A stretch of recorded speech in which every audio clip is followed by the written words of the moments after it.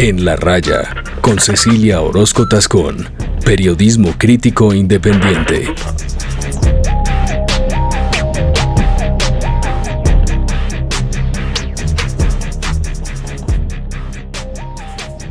Hola, soy Cecilia Orozco, bienvenidos al podcast de la revista Raya. Hoy con el ministro de Trabajo, Antonio Sanguino, que es protagonista de la noticia, yo diría que no solamente de una semana, sino de varias semanas, la noticia sobre la realización de una consulta popular. ¿Por qué él es protagonista? Porque la consulta es sobre la reforma laboral y es sobre unos derechos laborales que han perdido los trabajadores y los empleados durante los últimos 23, 24 años. Esta consulta surge después de que se hunde la reforma laboral propuesta por el gobierno en la Comisión Séptima del Senado.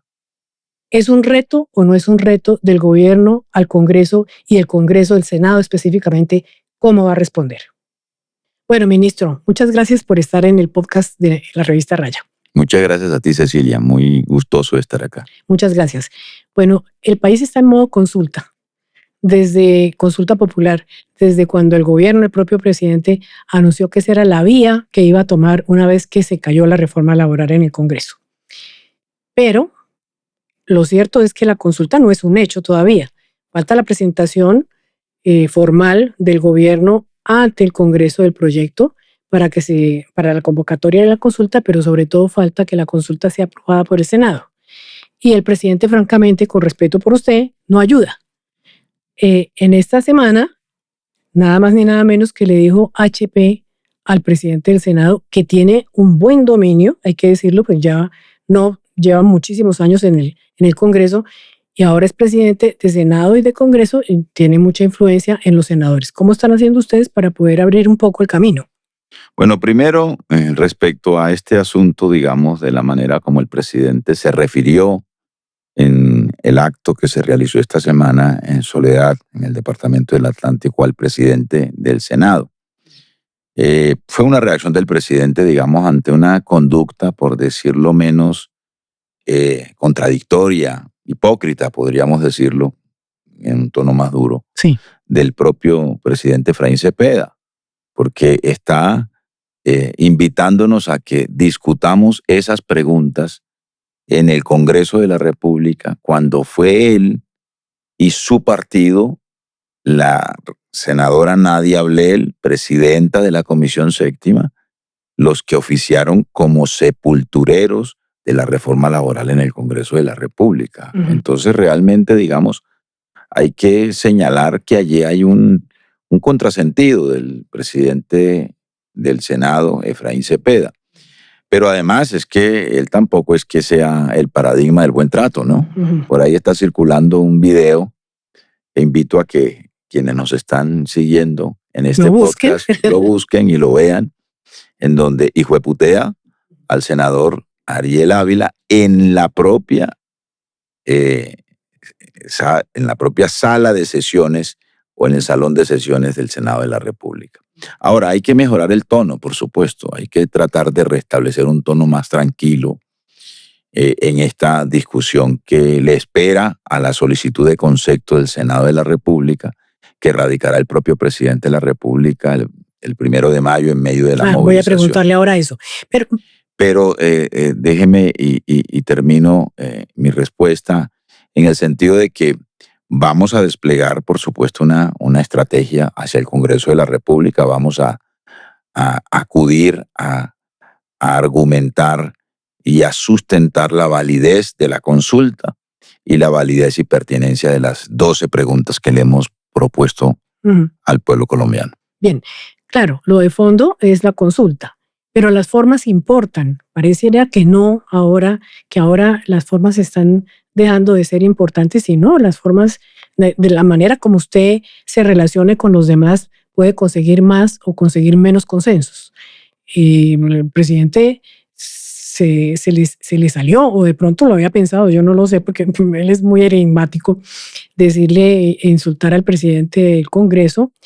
Este propio presidente del Congreso, como usted lo acaba de recordar, también ha utilizado la misma palabra para referirse a un senador que seguramente no le gusta mucho, es un senador de distante de los pensamientos conservadores del senador Efraín Cepeda. Y también circuló uno del ministro, vamos a hablar solamente de esto, no tan anecdóticamente, sino para la importancia de las formas. También circuló un video del ministro, colega suyo de salud, usando la misma palabra contra una señora que no quería prestar servicios en algún hospital. Las formas son importantes para el gobierno, definitivamente, en lo poco que usted lleva haciendo parte del gobierno, o no, o están desechando las formas por, no sé si creen que no es importante. Pero fíjese que el presidente, voy a referirme al presidente, no se ha caracterizado por tener, digamos, ese estilo en su ejercicio público y en su liderazgo político, ¿no? No es una característica habitual del presidente de la República. A mí me sorprendió realmente. Yo estaba allí sentado en la mesa cuando él hizo la alusión. Él hizo la alusión, me produjo un poco de risa, de verdad, porque me parecía, digamos, una reacción muy poco común en el presidente de la República. Ahora, yo creo que a uno, digamos, en este caso a mí, que estoy acompañando al presidente, le corresponde un poco no aumentar el clima, digamos, o no hacerle eco, digamos, a ese tipo de circunstancias que pueden estropear el debate político. Yo más bien trato de ser un poco una voz más mesurada, por supuesto, defendiendo con firmeza las posiciones del gobierno y argumentando, digamos, haciendo un esfuerzo por traer argumentos a la discusión pública. Y yo creo que ese es un trabajo y un compromiso que nos corresponde asumir a todos en la discusión del Congreso. Ahora, también hace parte un poco de todo este ambiente, digamos, efectista, que se ha tomado el debate político en todo el mundo, ¿no? Pues mire usted cómo se comporta el presidente de los Estados Unidos, sí, y cómo, digamos, este fenómeno de las redes sociales también ha ayudado al inmediatismo, a la estridencia, ¿no? A las palabras fuertes que desafortunadamente van socavando, digamos, la calidad de la discusión política. Del debate. Nos está correspondiendo a nosotros los ciudadanos de a pie llamar al orden al presidente de la República y también al presidente del Senado. Mire usted. Bueno, pero entremos en materia. ¿Cuántos votos cree usted que existirían hoy a favor de la consulta con este ambiente tan crispado? Porque entiendo que ustedes tienen más o menos la mitad de los votos, o un poquito más de la mitad, pero no lo suficientes para que la consulta pase. ¿Y cuántos cree que están en oposición y que están, digamos, en el debate, en el momento del combate, por llamarlo así? Pero mire, Cecilia, el Congreso de la República no le negó al expresidente Uribe un referéndum. Tampoco le negó al expresidente Santos un plebiscito. No le negó a el Partido Verde en ese entonces, en cabeza de Claudia López y de Angélica Lozano, la consulta popular anticorrupción. Yo no veo razón, a no ser que haya y que persista una pretensión de bloqueo institucional o de bloqueo político a las iniciativas del gobierno, negar, ¿no? Un hecho que es absolutamente constitucional, como es el de que se acuda a la ciudadanía a través de una consulta popular. Ahora, de todas maneras, nosotros estamos haciendo un esfuerzo y vamos a desplegar una estrategia hacia el Senado de la República. Consolidamos o vamos a consolidar nuestra coalición de gobierno. 20 senadores del Polo, 5 senadores del Partido Comunes, 6 senadores del Partido Alianza Verde, hay por lo menos la mitad de los senadores del Partido Liberal, hay un grupo de senadores del Partido de la U, hay senadores indígenas, hay incluso senadores de Cambio Radical, hay senadores conservadores, y yo creo que, digamos, eso nos puede ir acercando a la cifra que necesitamos para la aprobación de la consulta. Ahora, también los ciudadanos y ciudadanas están anunciando que van a escribirle a los senadores por los que votaron, diciéndoles: no nos pongan mordaza, permítanos expresarnos en las urnas. Porque la suerte de 25 millones de colombianos que componen nuestra fuerza laboral no puede quedar en manos de 8 senadores en una comisión del Senado que malograron una concertación que venía de la Cámara de Representantes alrededor de la reforma laboral y se atravesaron para que este proyecto de reforma pudiera llegar a la plenaria del Senado, ¿no? Bueno, entonces, yo, digamos, soy relativamente optimista en el sentido de son que 53 votos lo que tienen que conseguir. 54. 54. Sí, 54 De votos. esos 54 hoy, ¿cuántos contaría usted eventualmente que existen? Yo no me quiero, Comprometer. digamos, comprometer con una cifra, pero yo creo que estamos por encima de los votos que necesitamos para su Vamos aprobación. a lo práctico. ¿Cuándo presentan formalmente la convocatoria de la consulta ante el Senado o ante el Congreso? Y si es absolutamente cierto y seguro que el propio presidente Petro va a ir a entregarle en la Secretaría del Senado. Pues es absolutamente simbólico, digamos, tiene un simbolismo muy fuerte. No, el presidente no tendría por qué hacerlo, sí. Que lo haga el presidente y que además eso ocurra el 1 de mayo. O sea, no podía haber mejor fecha que el 1 de mayo, que es el Día de los Trabajadores y de sus derechos, no solo en Colombia, sino en el mundo. Y que el presidente mismo vaya, acuda a la Secretaría del Senado, pues también envía un mensaje, creo yo, muy poderoso. Entonces, el 1 de mayo estará radicada la solicitud del concepto a la plenaria del Senado con las 12 preguntas que definitivamente irían en la consulta popular. Y el 1 de mayo va a estar abierta la Secretaría del Senado para recibirle el proyecto al presidente, porque el presidente, vuelvo a lo mismo, el presidente Cepeda del Congreso ha dicho que no va a estar porque eso no es trámite que le toque a él. Es un acto también grosero, digamos. Pero, no, es que eso se hace ante la Secretaría, ante el presidente. Yo sé, pero pues si va el presidente del Ejecutivo, normalmente el presidente del Congreso debería recibirlo. No, pues eso sí sería un acto de displicencia inaceptable. Yo conozco al secretario general del Senado, que tiene que ser garantista para todas las fuerzas políticas. No creo que él no, el secretario no, digo yo. El presidente Cepeda debería estar ahí por cortesía y porque le guste o no le guste el presidente de la República, es el jefe de Estado. Sí, pero pedirle actos de diplomacia a Fincho Cepeda sí es como un poco difícil. Ahora, día de fiesta es el 20 de julio. El 20 de julio se instalan las sesiones del Congreso habitualmente. Usted espera que esté abierto entonces para que el presidente... Estoy seguro que allá estará Diego González, secretario del Senado, recibiendo al presidente de la República. Ese día va a haber, como todos los años, el 1 de mayo va a haber marchas de los trabajadores. El presidente va a entregar el proyecto y sale a hablar en la Plaza de Bolívar. Yo creo que el orden va a ser al contrario. El presidente interviene y seguidamente se dirige hacia la Secretaría del Senado, hacia el Capitolio, seguramente acompañado de un grueso número de importantes dirigentes sindicales y sociales que estarán al frente de la movilización del 1 de mayo. Bueno, dirán quienes se oponen a la consulta y quienes se oponen a este gobierno que eso es una forma de presión al Senado. Pero es que el Congreso no está compuesto por dioses del Olimpo, inalcanzables, que no puedan ser interpelados por nadie.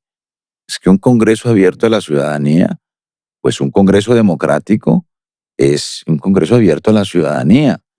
Y a mí me parece que el Congreso no puede temer a que los ciudadanos acudan a la sede del Capitolio a radicar o acompañar al presidente para radicar una solicitud que debe ser tramitada por la plenaria del Senado. Hay que decirles a los congresistas que dejen el miedito, ¿no? Que tranquilos, que nadie los va, ¿no?, a sacar del Capitolio a no ser que los saquen en las urnas en el 2026. 2026. Ahora, vamos a adelantarnos un poquito. La votación en el Senado, ¿se aprueba o no se aprueba la consulta? Independientemente de las preguntas. Las preguntas hablamos ahora. ¿Se aprueba o no se aprueba? Supóngase usted que un escenario es que el Senado no discuta en el tiempo que tiene reglamentado para poder discutir la posibilidad de que exista la consulta, que no lo haga. Yo creo que ese escenario es imposible. De todas maneras, el Senado va a tener que discutirlo. Pero el segundo escenario, que sí me parece más probable, es que no pase la consulta, no haya el número de votos suficientes. En ese evento, usted seguramente va a decir que no es posible. Es posible, digamos, puede que sea menos posible, pero es posible. ¿Qué haría el En gobierno? democracia todo es posible. Sí.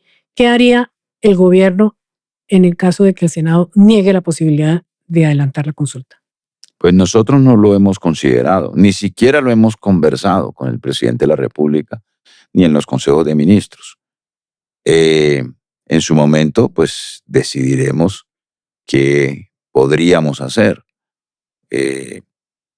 Hay hay una estrategia que nosotros hemos venido preparando una vez se hundió la reforma, que no niega la consulta, sino que es un escenario simultáneo y paralelo, que es expedir decretos que puedan ser expedidos en virtud de las competencias que tenemos en relación con asuntos que tienen que ver con derechos laborales.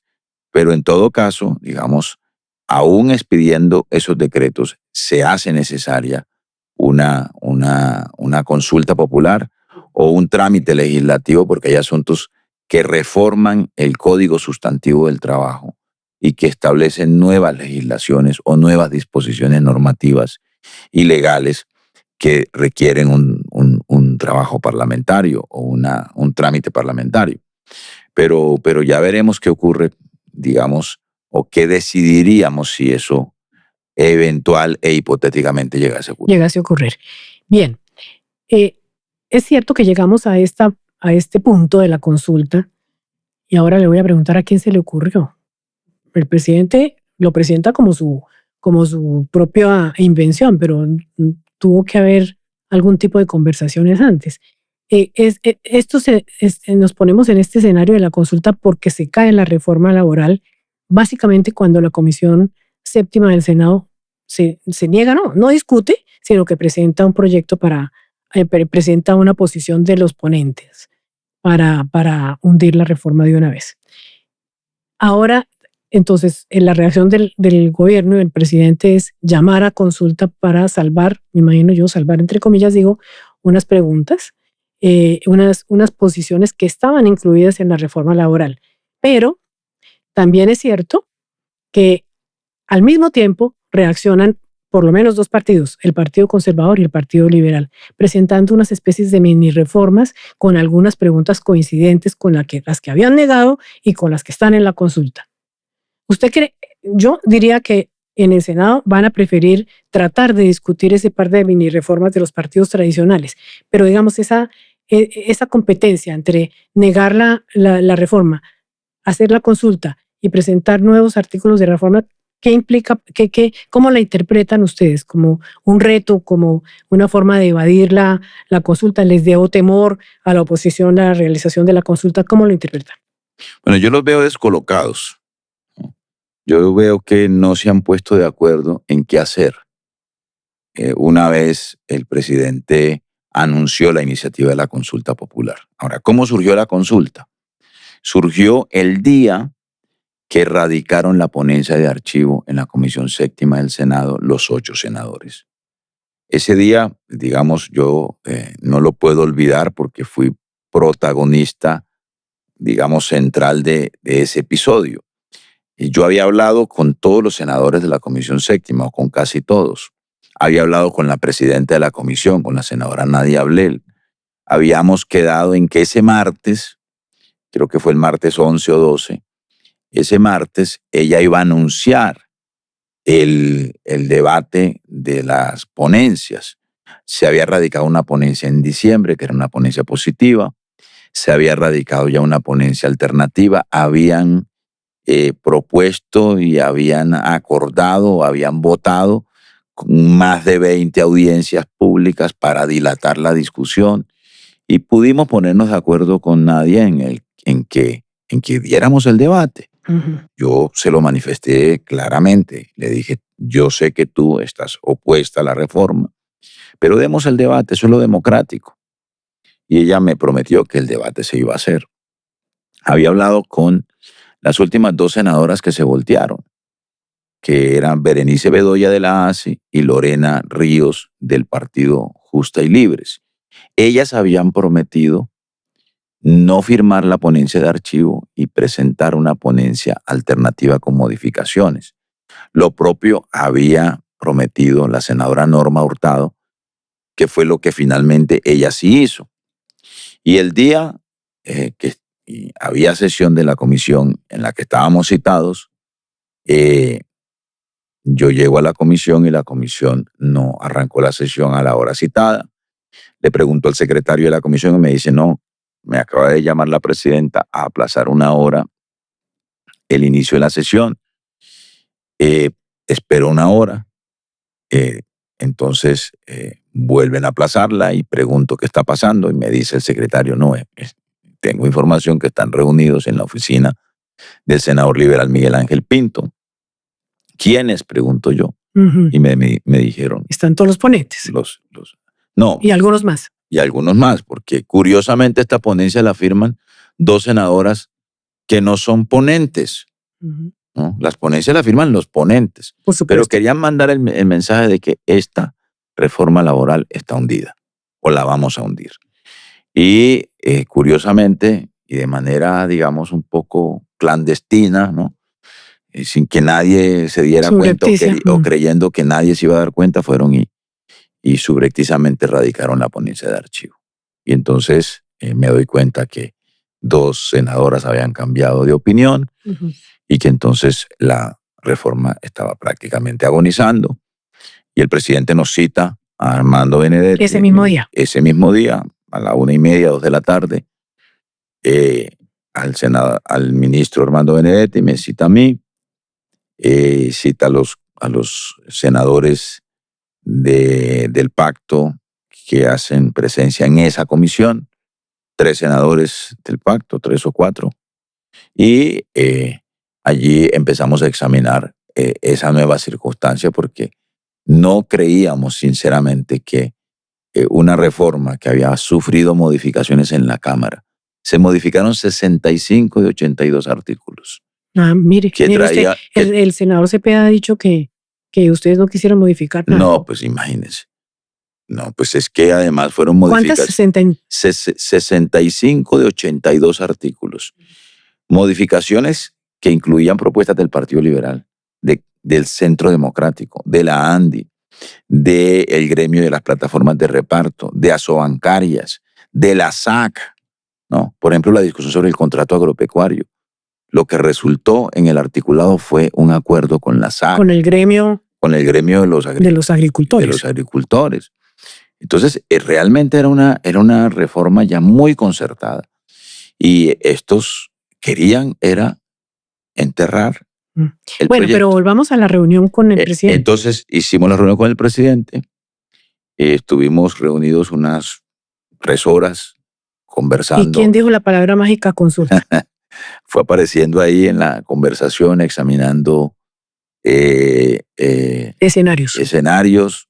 Armando, digamos, Benedetti presentó una idea y yo conté lo que había sido la manera como se había concebido la consulta popular anticorrupción en su momento, que también había sido recogiendo iniciativas legislativas que había negado el Congreso. Examinamos el episodio del plebiscito, en fin, y fuimos examinando la norma constitucional, el artículo 113, el artículo 104, y poco a poco el presidente fue el que finalmente recogió la discusión y dijo, no, aquí vamos por la consulta. La alternativa que nos queda es convocar a la gente, convocar a la ciudadanía y que la ciudadanía le quite el poder de decisión a estos 8 senadores y lo asuma como debe ocurrir en una democracia profunda y en una democracia de alta calidad.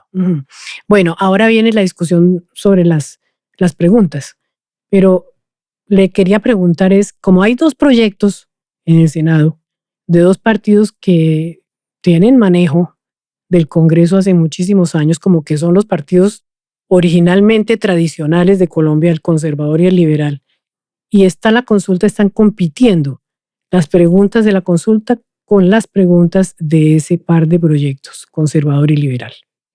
Ustedes, en el eventual caso de que se llegue a una transacción en el momento de la votación para aceptar o no la posibilidad de realizar la consulta, ¿estarían dispuestos a incluir o a modificar algunas preguntas que están al mismo tiempo en los proyectos de los partidos tradicionales o no?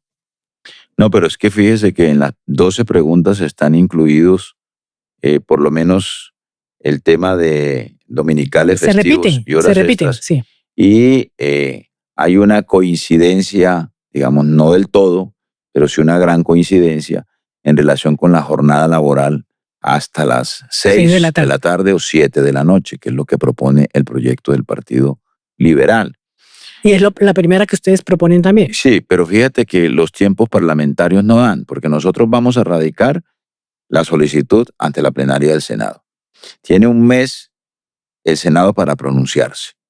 Y la ponencia, el proyecto del Partido Liberal, que es el único que yo he conocido, el que lidera Carlos Alejandro Chacón, apenas está llegando a la Comisión Sexta del Senado, a la Comisión Séptima del Senado.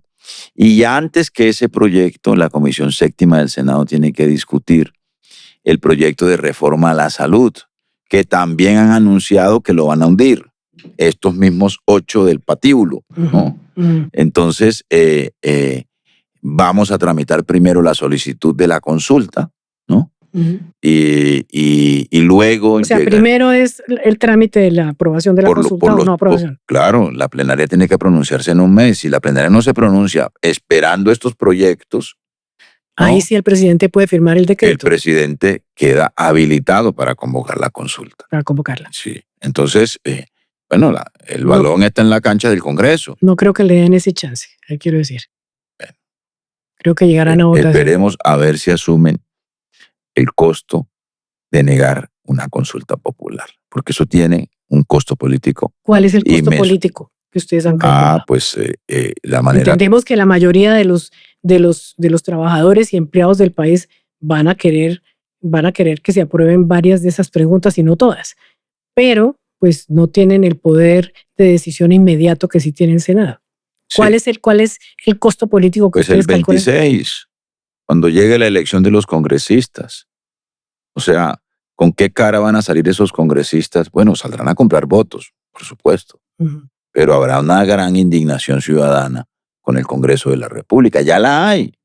Es que el ambiente y la fuerza que viene tomando la consulta popular es porque la gente se siente indignada por la manera como se comportaron estos 8 senadores de la República. O sea, 8 senadores que se ganan 50 millones de pesos mensuales, que tienen tiquetes, que tienen unidades de trabajo legislativo, ¿no?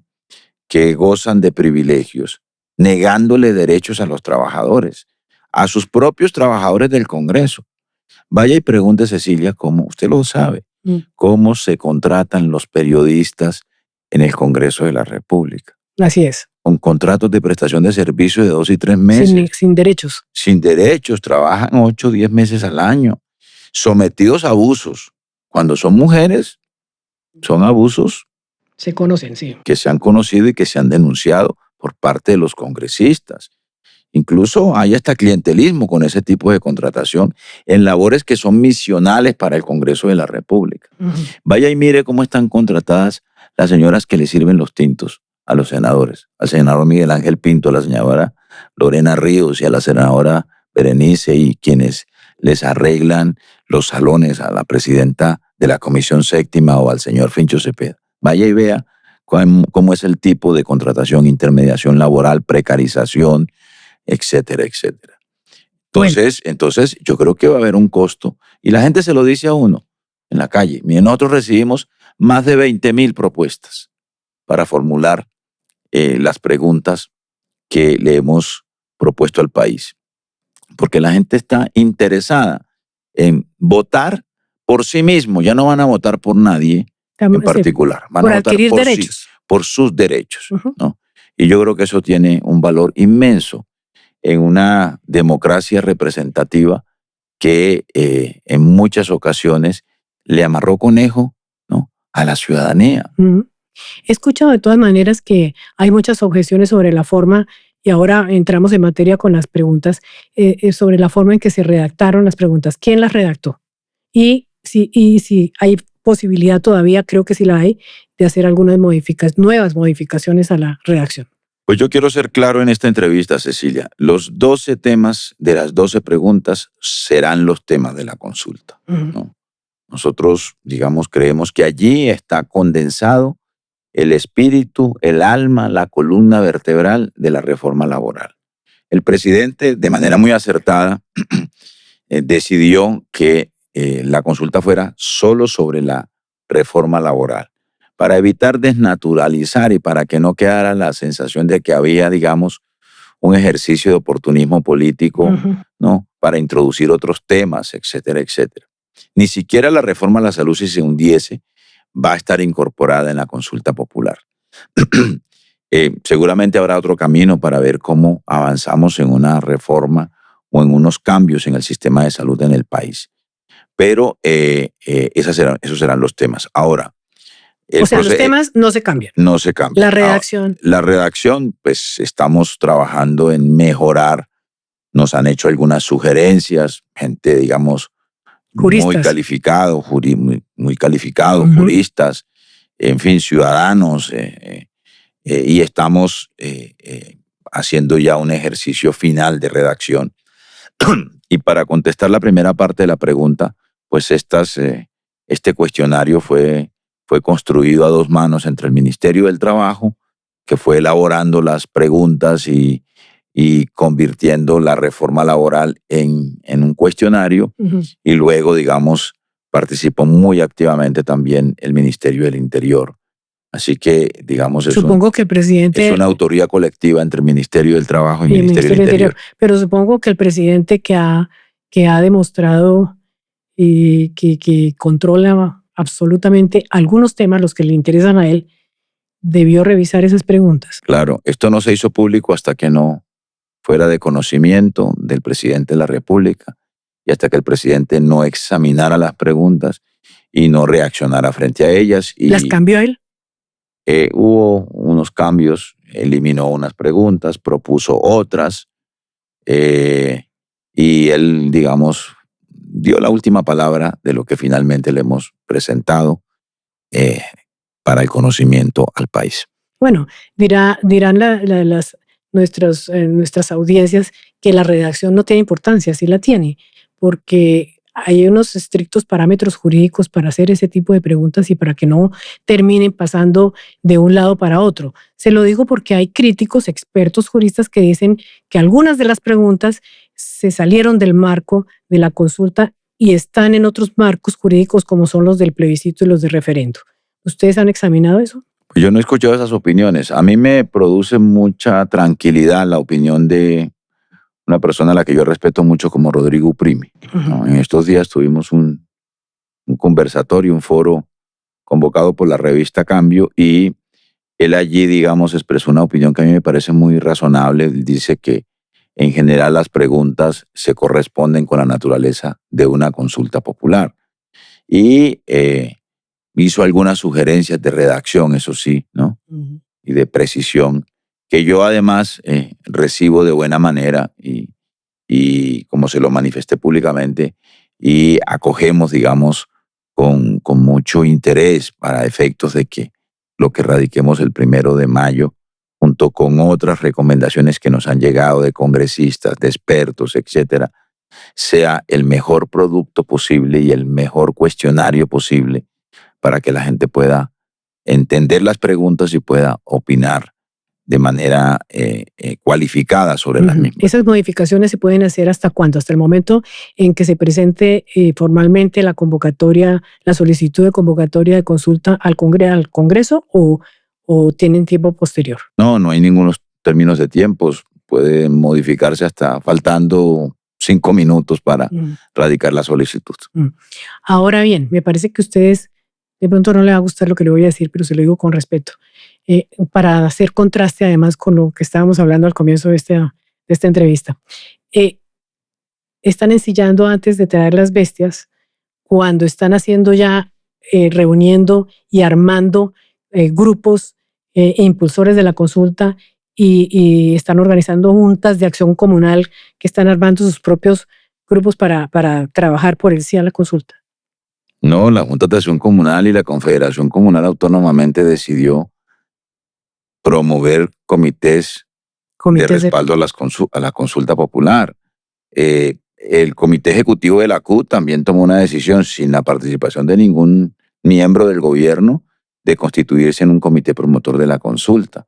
Han venido apareciendo comités de consulta digamos, en todo el país. Varios congresistas, eso sí, de la coalición de gobierno, del Pacto Histórico, del Partido Alianza Verde, incluso senadores del Partido de la U y senadores del Partido Liberal están creando y promoviendo con sus bases sociales comités de consultas o promotores de la consulta. Bueno, esa respuesta suya es válida, pero le voy a decir, hasta cuando el propio presidente fue esta semana, creo que usted estaba allí y lo acompañó, a instalar un comité de consulta. Claro. Entonces ya eso es oficial. No, a un acto en el que se instalaba un comité de consulta. No, el comité de consulta no lo instalábamos nosotros. Nosotros llegamos y ahí se hizo oficial la constitución de un comité de consulta. Yo mañana voy a ir a un par de actos en Antioquia en donde me invitan a hacer pedagogía sobre la reforma laboral, ¿no? Y sobre la justificación de la consulta y, por supuesto, a exponer las 12 preguntas que le hemos presentado al país, y se van a instalar comités de consulta, no porque los instale Antonio Sanguino o el Ministerio del Trabajo. Pero sí con su presencia, lo cual es un apoyo. Por supuesto, claro. Nosotros además, si estamos proponiendo la consulta, estamos en nuestro derecho, ¿no? Pero no y es absolutamente legítimo de pedir el respaldo ciudadano a la consulta. Pero no tienen temor de que sean denunciados disciplinariamente por participación en política, lo cual está prohibido para los funcionarios. No está prohibido cuando se trata de un mecanismo de participación ciudadana. Incluso la ley, la 1257 del 2015, establece que el propio gobierno se puede constituir en comité por el sí en la consulta popular, ¿no? El gobierno nacional. Y cuando ya está aprobado por el Senado. Sí, claro, pero es que estamos... Ustedes están avanzando. Pero es que estamos promoviendo el mecanismo, porque al Senado hay que hablarle, al Senado hay que decirle, señores del Senado, no le pongan mordaza a la gente, ¿no? Y la gente está en todo su derecho, y el gobierno también de decirle al Senado, ¿no? Tanto así que vamos a presentar la solicitud, no nos nieguen la posibilidad de convocar a la gente a las urnas. Bueno, digamos, en esta sacudida que se ha pegado el Senado con la intención del gobierno de hacer una consulta popular, también ha surgido una propuesta, y es que dejen la consulta para después de las elecciones de 2026. ¿Qué piensa Pues yo no sé quién la hizo. Angélica Lozano, entre otras. No, pues personas. Angélica, con todo respeto, tengo que decirle que hay que leerse la ley, la 1257, ¿no? Y la ley 1475 del 2011. La ley que dice que una vez se radique la solicitud, el Senado tiene un mes para pronunciarse. Y si el Senado se pronuncia, o si el Senado no se pronuncia y el presidente queda habilitado, vienen 3 meses para convocar las elecciones de la consulta, no se puede después. Entonces, pues nosotros cumplimos la ley, ¿no? Ahora, pues no estamos en una campaña electoral presidencial todavía. Uh-huh. ¿No? Lo que pasa es que en Colombia nos acostumbramos que la campaña presidencial arranca al día siguiente de las elecciones, ¿no? O cualquier campaña, la de la alcaldía, ¿no? Bueno, ¿usted cree que es que el Senado está un poco asustado con la posibilidad de que, con el respaldo que obviamente va a tener, el respaldo popular que va a tener la consulta? Está tratando de evadir la presentación de la discusión de la consulta e irse a votación limpia, ¿cómo se llama? Sí, los opositores al gobierno yo creo que deben tener un poco de temor, por eso te decía que yo los siento descolocados, ¿no? Ahora, este mecanismo y esta reacción no es traída de los cabellos, tiene plena justificación. Es que nos evitaron que pudiéramos discutir una reforma que ya venía concertada en buena parte de su articulado. Estuviéramos en otro momento y en otra circunstancia y estuviéramos a puertas antes del 20 de junio de entregarle al país una reforma, una actualización de nuestras normas laborales, un acuerdo nacional en el mundo del trabajo. Pero se negaron a eso y nosotros no nos íbamos a quedar, ni nos vamos a quedar con los brazos cruzados. Tenemos un mandato popular y ese mandato popular pues tenemos que buscar la manera de que se pueda cumplir. Ahora vamos con las preguntas. Ustedes debieron calcular que quién iba a decir si la consulta se realiza. Los que participen de ella, en todo caso, se necesitan 13,5 millones de votos, no es poca cosa. No es fácil tampoco, pero en este caso está tocando los intereses personales de cada trabajador y cada empleado de este país. ¿Quién va a decir que no ustedes calcularon cuando ponen la primera, la segunda pregunta? ¿Quién va a decir no a la primera pregunta que usted quiere? No me la sé de memoria, pues aquí está. ¿Está de acuerdo en que el trabajo diurno dure hasta las 6 de la tarde? Máximo 8 horas hasta las 6 de la tarde. ¿Quién va a decir que no? O sea, yo no voy a decir... Miguel Ángel Pinto dijo que no. Nadie habla, él dijo que no. Ellos tienen votantes, ¿no? En el Congreso, en la reforma original. Y tienen votantes, porque ellos no llegaron allá por obra y gracia del Espíritu Santo. Compraron votos, ¿Quién va a decir que no? Sí, bueno. ¿Quién va a decir que no a que le paguen el doble por día dominical? La gente de la ANDI dice que no, o la gente de FENALCO dice que no, y van a tratar de buscar que sus afiliados comerciantes digan que no. O sea, tampoco es que un 100% de la gente que acude a las urnas va a votar sí a esas preguntas. Yo creo que mayoritariamente van a votarlas afirmativamente. Por eso, además, es que confiamos en que este mecanismo sea un mecanismo para que la gente pueda expresarse, ¿no?, desde sus intereses y desde sus expectativas y derechos. Pero habrá gente que hará campaña por el no. No sé si Miguel Uribe anunció que iba a hacer campaña por el no. Sí, pero para no participar en la consulta más que por el no. O sea, por la abstención, para que no llegue, los pues votos no lleguen a los 13 millones. También los veo descolocados en eso, ¿no? ¿Por qué? Hay unas voces opositores que llaman a la abstención y hay otras voces opositoras que llaman a votar por el no o a hacer campaña por el no. Habrá campaña por el no, tengan la plena seguridad. Y habrá campaña por la abstención. La ley permite que se inscriban comité por el no, comité por el sí, comité por la abstención. Ahora, fíjese usted que un amigo en común que tenemos usted y yo, Néstor Humberto Martínez, ¿no? Yo poco leo sus columnas. Bueno, amigo entre comillas. Entre comillas. Sí, entre comillas. Escribió en el diario El Tiempo, ¿no?, que el Senado no debería negar la consulta popular. Eso sería darnos otro papayazo, ¿no? Más o menos, para decirlo en términos coloquiales. Sí, que vayan a la abstención. Pero el propio expresidente Uribe unas veces dice que va a hacer campaña por el no, otras por la abstención. Ya veremos. Pero seguramente habrán todas esas expresiones en esta contienda. Pero las preguntas son para medir, ¿no?, y para confirmar la decisión mayoritaria de los colombianos y colombianas. Y bueno, eso lo que significa no es que estemos haciendo trampa para que la gente vote sí.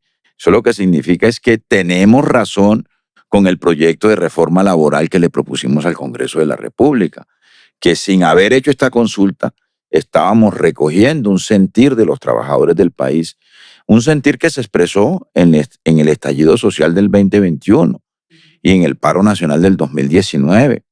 Mire, los trabajadores de Colombia perdieron billones de pesos desde el 2002 para acá en lo que dejaron de recibir en horas extras y en dominicales y festivos. Así es, pero eso lo sienten o lo sentimos todos los trabajadores y empleados.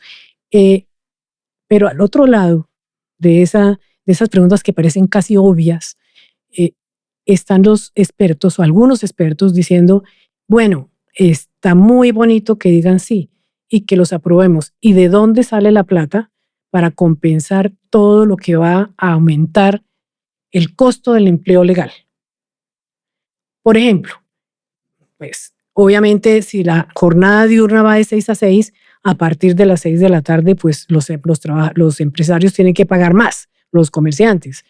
Si los comerciantes, en el caso concreto de ellos, trabajan los fines de semana como lo es, entonces, por ejemplo, los centros comerciales trabajan sábados, domingos, días festivos, todo eso va a costar el doble de lo que hoy cuesta. Por ejemplo, una propuesta que me parece muy digna, las mujeres, permiso garantizado para las mujeres o licencia garantizada médica cuando las mujeres tienen problemas menstruales, etcétera, que los aprendices del SENA se les pague un contrato laboral completo. ¿De dónde sale tanta plata para que eso se convierta en una realidad? Es lo que preguntan los expertos. Sí, es que lo que pasa es que a mí me parece una equivocación y hasta una aberración realmente, ¿no? Que so pretexto de proteger el empleo, ¿no? Y de proteger el aparato productivo, se impongan formas de nuevos esclavismos, formas de esclavismos del siglo XXI, ¿no? Eso es lo primero que yo diría en relación con ese tipo de críticas. Segundo, eh, la economía, ¿no? Y los factores de producción indican que el único factor de producción, ¿no? No es el factor laboral o los costos laborales. Hay otros factores de producción que inciden de manera más importante y más significativa en el comportamiento o en el precio de los productos y en la dinámica económica que los costos laborales. Le pongo un ejemplo, ¿no? La pequeña empresa, la microempresa en el Caribe colombiano se quiebra, ¿no? Y está en una situación de amenaza permanente de quiebra, no por los costos laborales, sino por los costos de los servicios públicos de la energía eléctrica, por los costos del crédito, porque ni siquiera pueden acceder al crédito bancario. Están sometidas a las redes del gota a gota, muchas de ellas aliadas a políticos que tienen asiento en el Congreso de la República de Colombia o a clanes familiares. Los clanes políticos familiares en la costa están ligados a las redes del gota a gota también, ¿no? Y a estructuras, digamos, no propiamente legales, ¿no? En el mecanismo de cobro de las carteras y de las deudas que adquieren los ciudadanos, el pequeño empresario, el que trabaja en una plaza de mercado, el que tiene su argumento es que los gremios y los empresarios están trasladándole todos los costos. Claro. Y entonces están montando un discurso en el sentido de que ellos se quiebran si garantizan los derechos laborales de los trabajadores, ¿no? Ahora, esto no lo digo yo, Cecilia, esto se lo inventó Keynes o lo descubrió Keynes por allá, ¿no? En la crisis, en la Gran Depresión de 1929-1930. Estos derechos laborales se fueron reconociendo e incorporando incluso en nuestra legislación. En Colombia arrancó en el gobierno de López Pumarejo con la Revolución en Marcha. De allá viene nuestra legislación laboral. ¿Por qué? Porque se reconoció que mejorar las condiciones de ingresos de los trabajadores genera un círculo virtuoso, genera demanda agregada y produce, digamos, demanda de bienes y servicios que genera a su vez crecimiento de la economía y permite y favorece la generación de nuevos empleos de mejor calidad. Entonces, realmente yo creo que echar mano de ese argumento es acudir a un egoísmo muy poco inteligente, porque finalmente incluso Fenalco, que es el más enemigo de eso, porque está pensando en que no le pague 200 pesos más por hora extra o por hora nocturna a los trabajadores, ¿no? Son los que más se benefician, porque la gente sale a comprar si tiene poder adquisitivo, o la gente sale a pasear, para decírselos a los amigos de Cotelco. De turismo. Sí. Entonces, yo creo que eso es muy discutible. Nosotros, por ejemplo, en el Ministerio del Trabajo, en nuestro Observatorio Laboral, hemos encontrado, bajo estos supuestos económicos, que esta reforma laboral generaría 92,000 empleos al año nuevos. Bueno, pero en sentido contrario, FEDesarrollo, que en todo caso es un centro pues, de investigación y sabemos que es ligado a las fuerzas tradicionales económicas, a los bancos, ligado también a algunas universidades privadas, etcétera. Algunos intereses privados, pero en todo caso es un centro respetado, hace más de 50 años en el país, desde los años 70, si no estoy mal. Dice que se van a perder 450,000 empleos. No, eso lo dijo un par de investigadores, ¿no? Lo repitió el presidente, el director de donde sale esa cifra es de dos investigadores digamos, adscritos al Banco de la República. Pero el propio Banco de la República dice que ese no es un estudio que ellos puedan adjudicarse, ¿no? Fue además un estudio publicado en el 2023. La reforma laboral fue radicada en el 2024. Pues ni que fueran Walter Mercado y adivinadores de lo que íbamos a presentar en el Congreso, ¿sí? Pero además, están midiendo el impacto de una reforma laboral del año 2012. Entonces, son datos que no, que para ustedes que no tienen validez. Es bastante. Pues le quiero decir que el director de FEDesarrollo lo repitió ayer. Bueno. O antier, Entonces, pues le falta seriedad al director de FEDesarrollo. Se lo digo con todo respeto también. Porque esto hace parte de la controversia de las teorías económicas. Es que las teorías económicas no son infalibles. Hay unas teorías y hay otras, ¿no? Existe Piketty, Mazzucato, ¿no? Stiglitz, que tienen una corriente de pensamiento económica, una tendencia, que defienden un tipo de políticas públicas como estas. Bueno, y existen los neoliberales y los teóricos a los que acude el señor Milei, ¿no? Sí, existe de todo. Bueno, para no ir pregunta por pregunta, porque nos tomaría mucho tiempo, sí le quiero hacer la otra gran objeción que he visto que se ha repetido en muchas partes, y es que estas preguntas están todas volcadas otra vez a subirle el costo al empleo formal, pero que no se ocupa para nada de la informalidad laboral del país, que es inmensa, que no tiene absolutamente ninguna pregunta que defienda a los informales. Hay varias. A ver. Cecilia, hay varias. Hay una pregunta, por ejemplo, específicamente sobre la informalidad. Y dice, ¿está de acuerdo usted no con que se formalicen las madres comunitarias, las manipuladoras de alimentos? No están las manipuladoras de alimentos del país, pero están las madres comunitarias, los artistas, los periodistas, sí. Los instructores deportivos, etcétera, etcétera. Una serie de poblaciones que hoy están en la informalidad, o que hoy laboran en la informalidad. Pero además, hay otra pregunta. Más del 90% del empleo del país lo generan la micro, pequeña y mediana empresa, ¿no? ¿Qué dice la pregunta? ¿Está de acuerdo usted? Y esa fue una discusión que tuvimos con el presidente de la República, porque había la iniciativa, recuerde usted, de Armando Benedetti, que fue quien la propuso, que subsidiáramos esos costos laborales adicionales para la pequeña, mediana y microempresa. Subsidiáramos, quiere decir el Estado. Que el Estado le pagara ese 25% adicional del dominical y festivo a esos empleadores, a esos empleadores. El presidente dijo con mucha razón, yo coincido con él, hombre, nosotros no haríamos bien en subsidiar el factor salarial, ¿no? Eso genera una situación perversa en relación con la sostenibilidad y la robustez que tiene que tener nuestro aparato productivo y nuestro empresariado. Más bien intervengamos los otros factores distintos al factor salarial.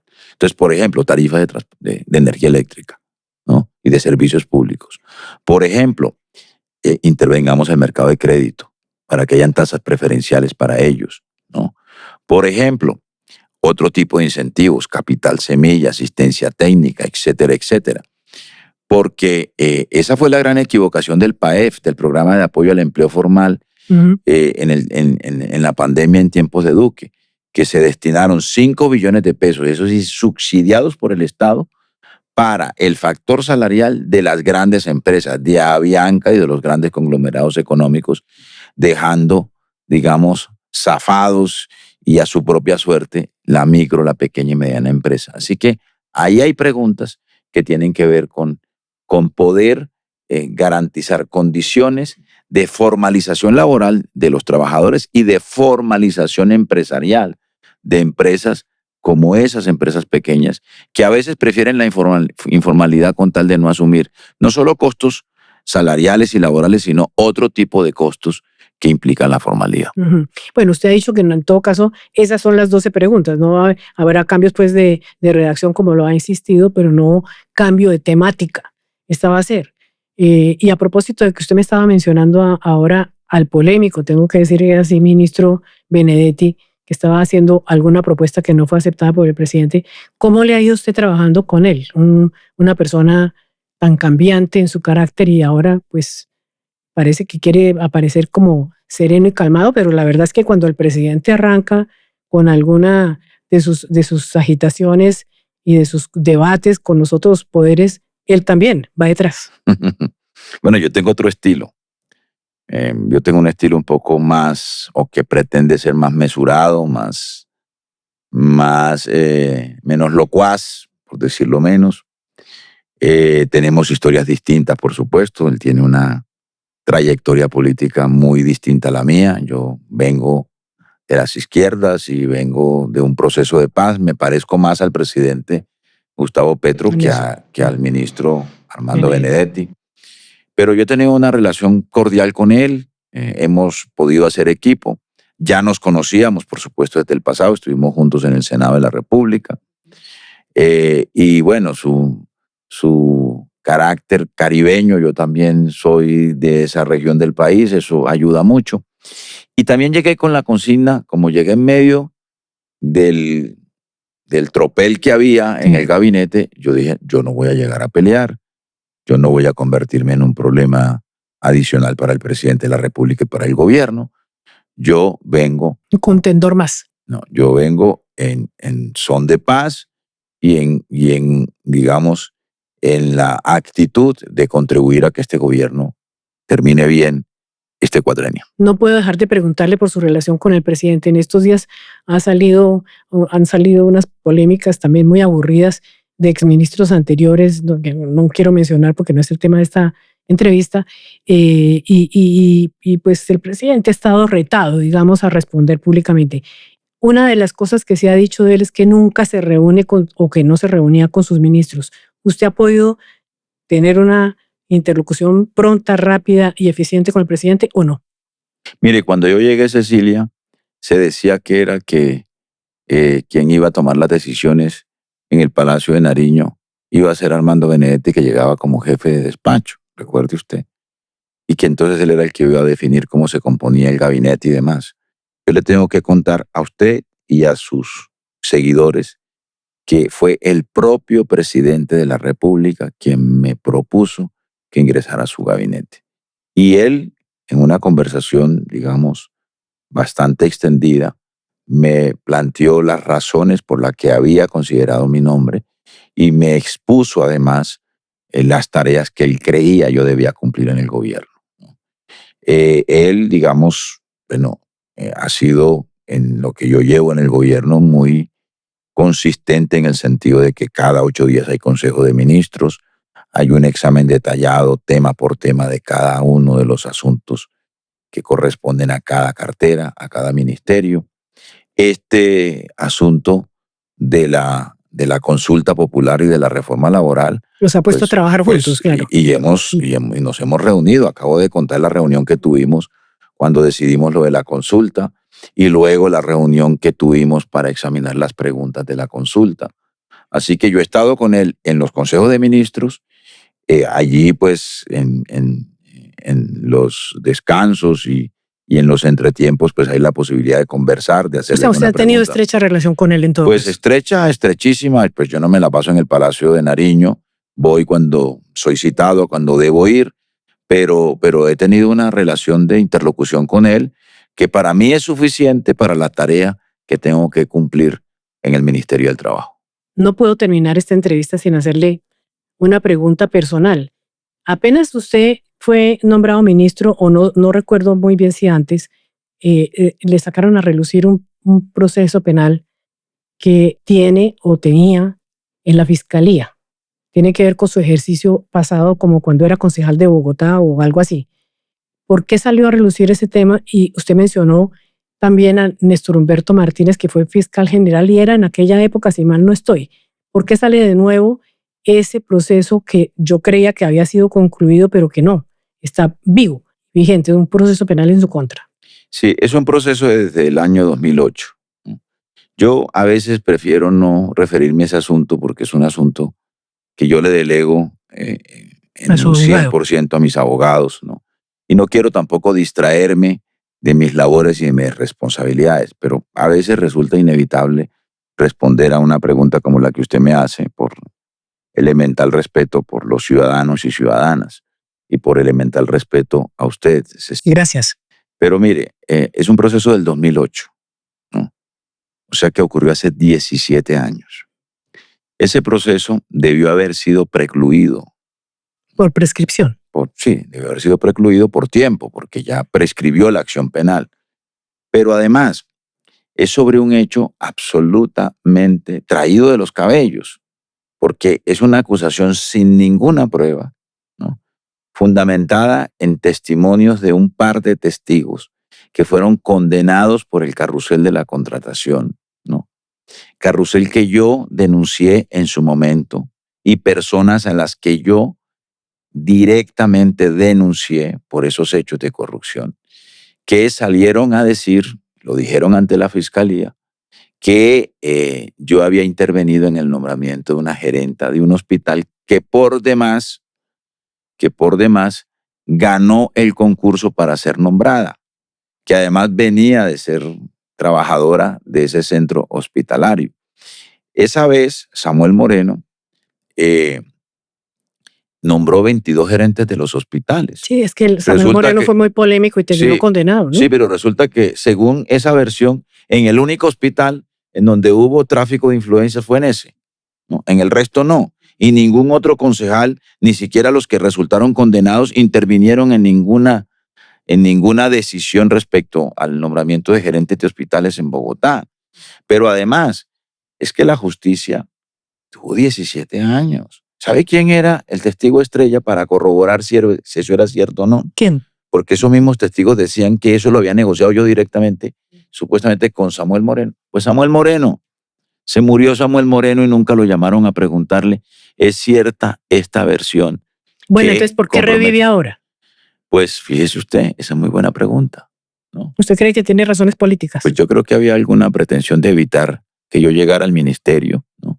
Y que creían que sacando a la luz pública o reviviendo judicialmente una acusación, a mí me parece infundada y además de eso prescrita.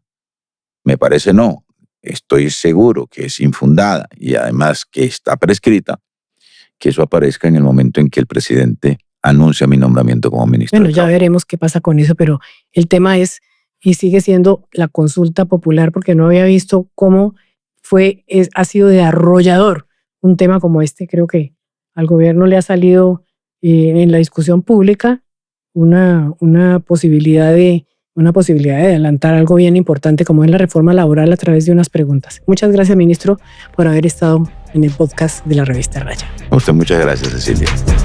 En La Raya con Cecilia Orozco, un podcast de revista Raya. Cada semana, un nuevo capítulo.